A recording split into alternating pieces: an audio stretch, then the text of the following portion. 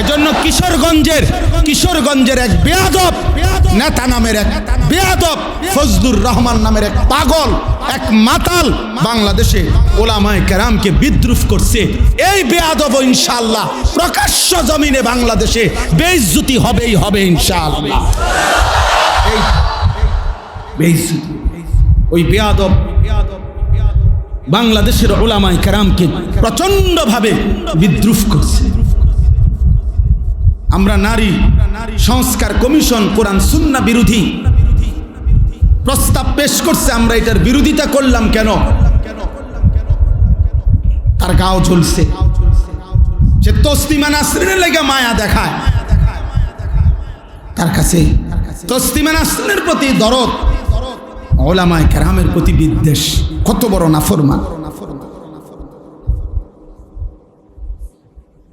এই জন্য যুবক ভাই, আমার কথা আমি লম্বা করব না, আমি এটা বুঝাইতে চাই যে আল্লাহর নবী সাল্লাল্লাহু আলাইহি ওয়াসাল্লাম অনেক কষ্ট করে 23টা বছর নবী সাল্লাল্লাহু আলাইহি সাল্লাম হাসরের ময়দানে নবীজি উম্মতের আমলনামা দেখবে, ভাইয়া আমলনামা দেখবে, নবীজি দেখবে। ফাকাইফা ইদা জিনা মিন কুল্লি উম্মাতিন বিশাহিদ ওয়াজিনা বিকা আলা হাউলা'i শাহীদা। এই আয়াতের তাফসীরের মধ্যে আছে সূরা নিসা। নবী সাল্লাল্লাহু আলাইহি ওয়াসাল্লামের সামনেও উম্মতের আমলনামা উন্মোচিত হবে, নবীজি দেখবেন, তোমারও আমারও। তো নবী যখন দেখবেন, আহা আমার উম্মত সেই উম্মত যার আমলনামার মধ্যে 365 দিনের এক বছরে কোনো দিন ফজরের নামাজ পড়ে নাই। আল্লাহর নবী বলবেন, উম্মত এটা কি আমলনামা? আমার 23 বছরের চোখের পানি, আমার তায়েফের রক্ত, আমার দান দান শহীদ করা উহুদের রক্ত, আমি ক্ষুধার কষ্টে পেটে 2টা পাথর বাঁধছিলাম, আমি রক্তের উপরে উহুদের প্রান্তরে গড়াগড়ি খাইছিলাম, তাইলে আমার এই রক্ত, চোখের পানি, ক্ষুধার কষ্টের বিনিময়ে এই আমলনামা? দিন রাত নারী, ছবি, মদ, জুয়া, জিনা, ব্যভিচার, সুদ, ঘুষ, হারাম উপার্জন, এর জন্য আমার এত কান্না। বলো ভাই, কি জবাব হয়? বাবারা বলেন, কি জবাব বলেন? 30 বছর যিনি সুদ খাইতেছেন, আপনি কেমনে দাঁড়াইবেন? 30 বছর ধরে, 60 বছর ধরে যিনি বিড়ি সিগারেট খান, আপনি নবীজির সামনে কেমনে দাঁড়াইবেন? 60 বছর বয়সেও যারা রঙিন টেলিভিশনে নাচ গান দেখেন, আপনি কেমনে দাঁড়াবেন?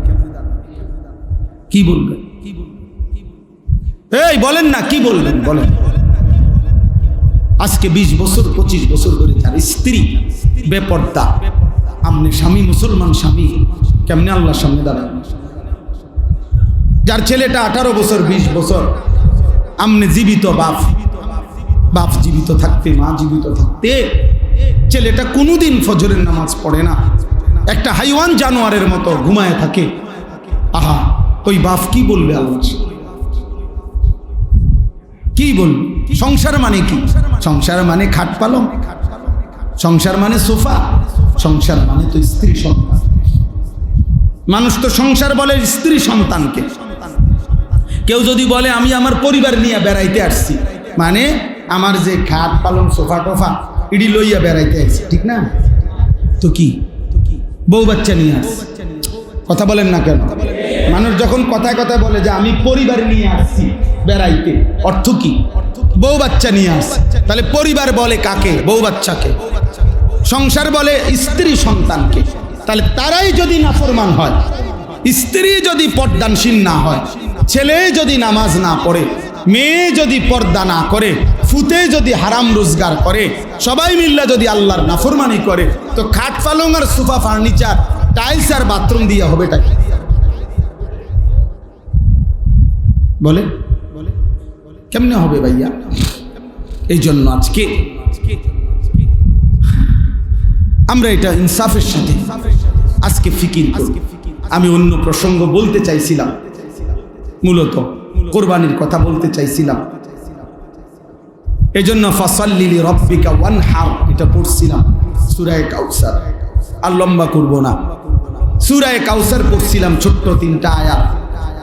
ইন্না আ'তাইনাকাল কাউসার, আল্লাহ বলছেন নবী আপনাকে আমি কাউসার দিয়েছি।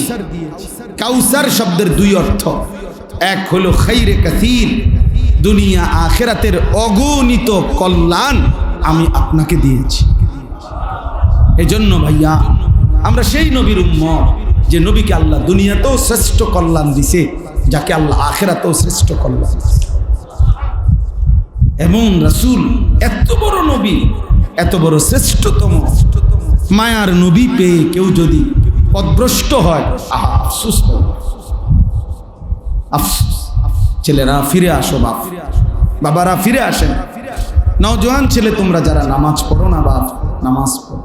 আগামীর পৃথিবীতে মাহাদির পক্ষে যদি যুদ্ধ করতে হয়, দাজ্জালের বিরুদ্ধে যদি লড়তে হয়, সেজদা লাগবে। সেজদা কি লাগবে?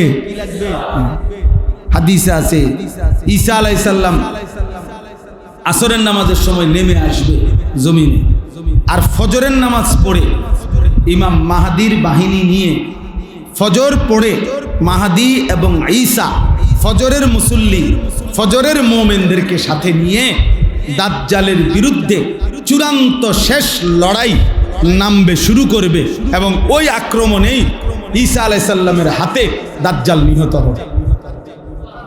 এজন্য ফজরের মুসল্লি যারা ঈসা এবং মাহাদির সঙ্গীতা, ফজরের মুসল্লি যারা দাজ্জালের বিরুদ্ধে লড়বে, তাহলে 7:30 8টা বাজে 9টা বাজে উঠা নাফরমান তুমি কোন দিকে যাইবা? বুঝো নাই বাবা? তুমি তো ফজরের নামাজ পড়ো নাই, তো তুমি তো ফজরের মুসল্লিও দেখো নাই, তুমি তো ঈসারও দেখো নাই, তুমি তো মাহাদিকেও দেখো নাই, তো তুমি 9টা বাজে উঠা কি পাইবা? 8:30 বাজে উঠতে হ্যাঁ কি দেবে? মুমিনের বাহিনী তো চলে গেছে যুদ্ধে, নাফরমান তখন পড়ে আছে।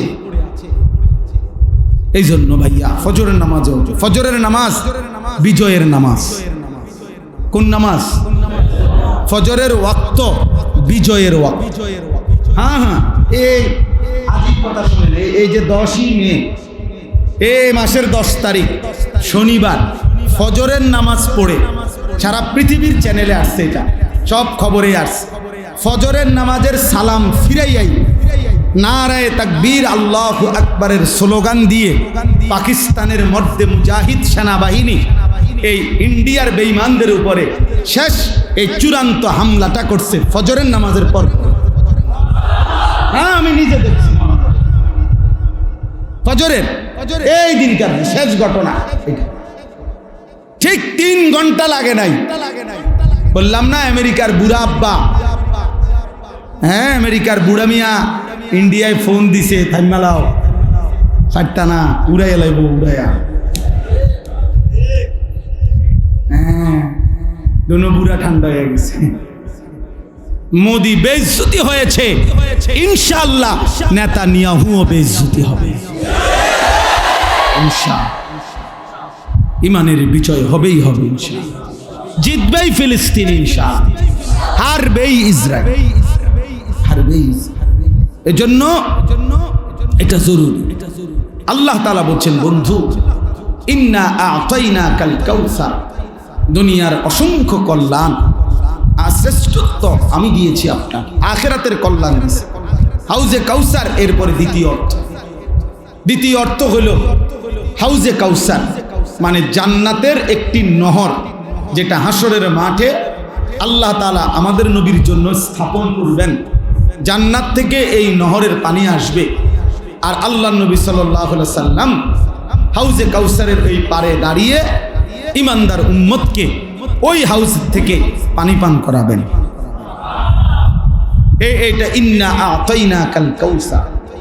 আমার মনে আছে আরো অনেক লম্বা, আমি আমাদের খতিবে আজম মুনাজিরে জামান আল্লামা নুরুল ইসলাম ওলিপুরি দামাত বারাকাতুহুমুল আলিয়া হযরতের জবানে ছোটবেলায় ছাত্র জীবনে কুমিল্লা চক বাজারে একটা মার্কেটের সামনে মাহফিল হইছে, ওইখানে ওনার মুখে এই সূরা কাউসারের ওয়াজ শুনছি ছাত্র জীবন।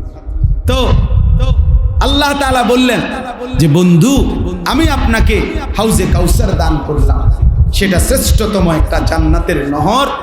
নবীজি বলেন আমার উম্মতকে আমি সেখান থেকে পানি পান করাবো।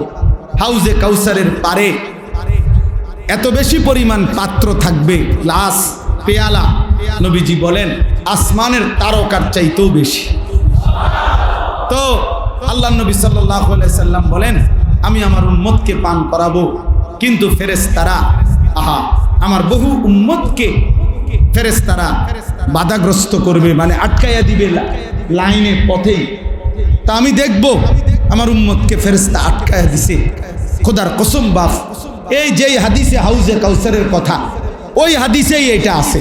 নবীজি বলেন আমি তখন ফেরেশতাদেরকে ডাক দিয়ে বলবো, ফেরেশতারা ও তো আমার উম্মত, ওরে বাধা দিলা কেন?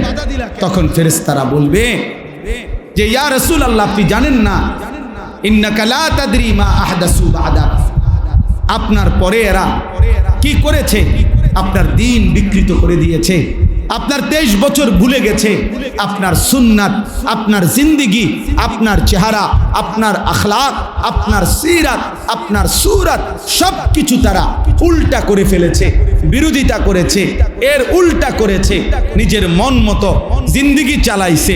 এই জন্য আমরা বাধা দিলাম। তো আল্লাহর নবী বলবেন সোহকান সোহকান লিমান গায়্যারা বাদি, দূর হবে ঈমান, যা নাফরমান উম্মত বের হ, তোদের জন্য আমি 23 বছর কাঁদছি, বিনিময়ে 23 বছর কাইন্দাও যেহেতু তোদের মন গলাইতে পারলাম না, তো আজকে যা দূর হ, আমার সুপারিশও লাগবে না, হাউজে কাউসারেরও পানি লাগবে না, যা যা বেটা সব। সেদিন বুঝবা দোস্ত, কাছে আইসা নবীজিকে দেইখা যখন বিতাড়িত হয়ে যাবে, তখন কি পরিমাণ কলজাটা ছিঁড়ে যাবে, তখন সে বুঝবে হায় এত বড় হাসরের ময়দানে আজ আমার কোনো আশ্রয় না। ফামালিজ জালিমিনা মিন আনসার, রব্বুল আলামিন বলেন সেদিন জালেম আর কোনো সাহায্যকারী পাবে না।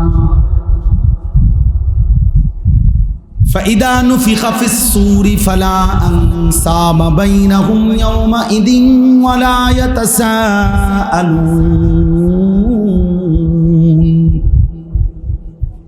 রব্বুল আলামিন বলেন ইসরাফিল যখন ফু দিবে, হাসরের মাঠ যখন কায়েম হবে, কোটি কোটি মানুষ যখন দাঁড়াবে, সেদিন কেউ কাউকে বংশের পরিচয় দিবে না। ফালা আনসাবা, নসব মানে বংশ, আত্মীয়তার সম্পর্কের কোনো পরিচয় দিবে না। ওয়ালা ইয়াতাসাআলুন, কেউ কাউকে ভালো মন্দ কিছুই জিজ্ঞেস করবে না। হাদিসের মধ্যে আছে আল্লাহর নবী বলেন ইব্রাহিমের মতো নবী তার সন্তান ইসমাইলকে দেখবে, কিন্তু একবারও ডাকবে না। ইয়াকুব নবীর মতো নবী ইউসুফকে দেখবে। খোদার কসম বন্ধু, ইউসুফ তো সেই ছেলে, 40 বছর ইয়াকুব নবী যেই ছেলের জন্য কাঁদছিল, আবিয়াদ্দাত আইনাহু মিনাল হুসনি, আল্লাহ বলছে ইউসুফের সুখে কাঁদতে কাঁদতে ইয়াকুব নবীর চক্ষুটা সাদা হয়ে অন্ধ হয়ে গেছে। সেই ইয়াকুব নবীও ইউসুফকে দেখে একবারের জন্য ডাকবে না। ইয়াকুব বলবে ইয়া রব্বি নাফসি নাফসি, ইউসুফ বলবে ইয়া রব্বি নাফসি নাফসি, ইব্রাহিম বলবে ইয়া রব্বি নাফসি নাফসি, ইসমাইল বলবে ইয়া রব্বি নাফসি নাফসি, মুসা নবী বলবে লা আসআলুকা লিয়াউমা উম্মি ওয়ালা উখতি, মুসা নবীর মতো নবী বলবে আল্লাহ আমি আমার মাকেও চাই না, বোনকেও চাই না, বাল আসআলুকা লিয়াউমা নাফসি, আজ শুধু আমি আমাকেই বাঁচাইতে চাই। তুমি কে, আমি কে? হ্যাঁ, আল্লাহ আমাদেরকে বুঝ দান করে। ফাসাল্লি লিরাব্বিকা ওয়ানহার, আল্লাহ তাআলা বলেন অতএব বন্ধু হাউজে কাউসারের মতো নিয়ামত দিলাম, দুনিয়া আখিরাতের কল্যাণ দিলাম, অতএব যাকে আমি আল্লাহ তাআলা বড় কোনো নিয়ামত দেই তার উচিত দুইটা কাজ করা। এক, আমি রবের জন্য নামাজ পড়া। দুই, আমার জন্য কোরবানি করা। এজন্য যাকে আল্লাহ নিয়ামত দেয় তার উচিত আল্লাহকে সেজদা করা। যাকে আল্লাহ নিয়ামত দেয় তার উচিত আল্লাহর পথে সম্পদের কোরবানি করা। ইন্না শানিআকা হুয়াল আবতার। নবীজি শেষ ছেলেটা যখন মারা গেছে, মক্কার কিছু কাফের বলছিল মুহাম্মদ নির্বংশ, মুহাম্মদের আর নাম নিশানা থাকবে না পৃথিবীতে। আল্লাহ বলেন, বন্ধু আমি ওয়াদা দিলাম আপনার বিদ্রুপকারী যারা, আপনার বিরোধিতাকারী যারা, তারাই নির্বংশ, তাদেরই নার নিশানা থাকবে না। আপনার নামও থাকবে, আপনার দিনও থাকবে, আপনার ফিকিরও থাকবে, আপনার মেহনতও, আপনার বংশধরও কিয়ামত পর্যন্তই থেকে যাবে। এই জন্য আজকে আর আবু জেহেল, আবু লাহাব, উতবা, সাইবা, আস ইবনে ওয়াইল এসব বেঈমানদের নাম কোনো কুত্তাও নেয় না। এগুলার নাম বংশ নাই, ঠিকানা নাই, কিচ্ছু নাই, বায়োডাটা নাই, আব্বার নাম, চাচার নাম, কিচ্ছু নেই, কিচ্ছু নেই, বেলে নাই। কিন্তু রাসূলুল্লাহ সাল্লাল্লাহু আলাইহি সাল্লামের খানদান হযরতে হাসানের বংশধর, হযরতে হুসাইনের বংশধর ছিল, আছে, থাকবে ইনশাআল্লাহ।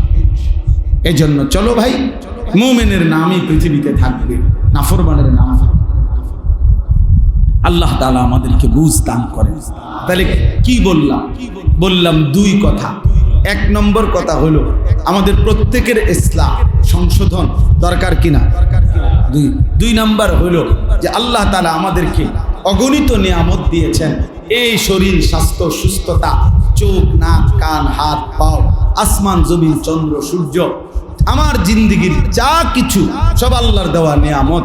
অতএব এই নিয়ামতের শুকর হিসাবে উচিত আল্লাহকে সেজদা। কাকে সেজদা করা? ফাসাল্লি লিরাব্বিক, আল্লাহকে সেজদা করা, নামাজ পড়া এবং কোরবানি সহ, মানে আল্লাহর পথে নিজের সম্পদ ব্যয় করা। এই জন্য আজকে এই শেষবারের মতো আমার কিশোর যুবক ভাই, তোমাদের কাছে আমার একটা শেষ অনুরোধ, তোমরা নামাজ পড়ো। বলো ভাইয়া ইনশাআল্লাহ, বলো নওজোয়ান, বলো ইনশাআল্লাহ। একটা আমি এত বড় বুজুর্গের মাদ্রাসা, এত বড় মহান মানুষের মাদ্রাসা, অনেক আলেম ওলামা, তালেবে এলেম, আমি একটা আবদার করি, রাগ হইও না, শরমও পাইও না, শরমের কিচ্ছু নাই।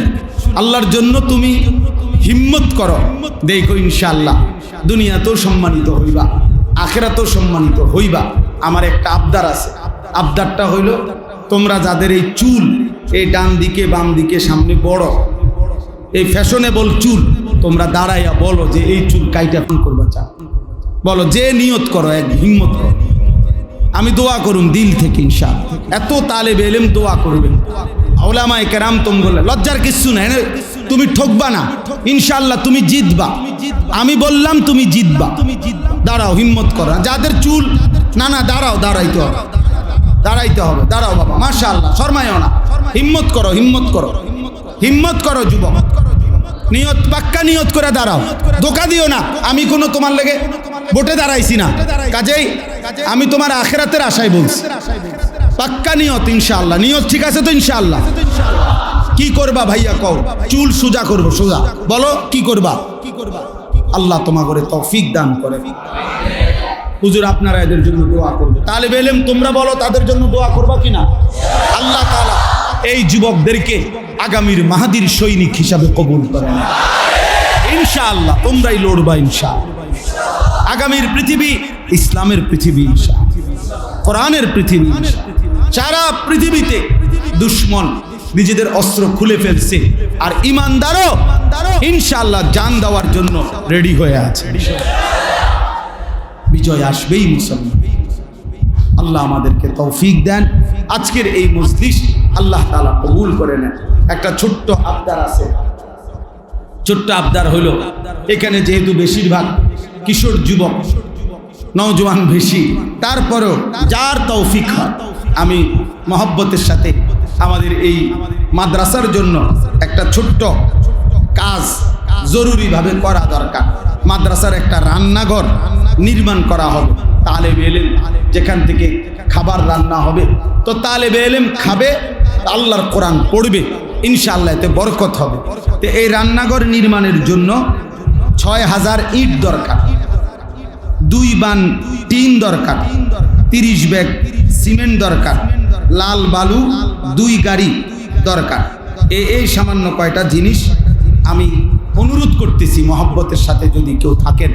1 নম্বরে হলো ৬,০০০ ইট, তো এরকম ১,০০০ ইট দিবেন বা 500 ইট দিবেন, এরকম কিছু ভাই যদি মহব্বত করে বলেন, ইনশাআল্লাহ আল্লাহ বরকত দেবে, ঠকবেন না, হিম্মত করেন। মাশাআল্লাহ। কতটুকু? 500 ইট আল্লাহ কবুল করেন। কতটুকু? ১,০০০ ইট আল্লাহ কবুল করেন। মাশাআল্লাহ মাশাআল্লাহ।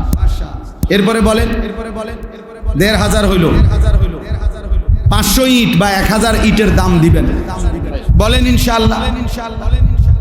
জি, যারা হিম্মত করেন মহব্বতের সাথে বলেন। এরপরে 2 বান টিন 10,০০০ টাকা করে, 20,০০০ টাকা। তো এইটা বলেন যে আমি ইনশাআল্লাহ হুজুর 1 বান টিনের টাকা দেব, অথবা অর্ধেক 5,০০০ টাকা। তো এটাই নিয়ত করে বলেন বলেন ইনশাআল্লাহ। আর কেউ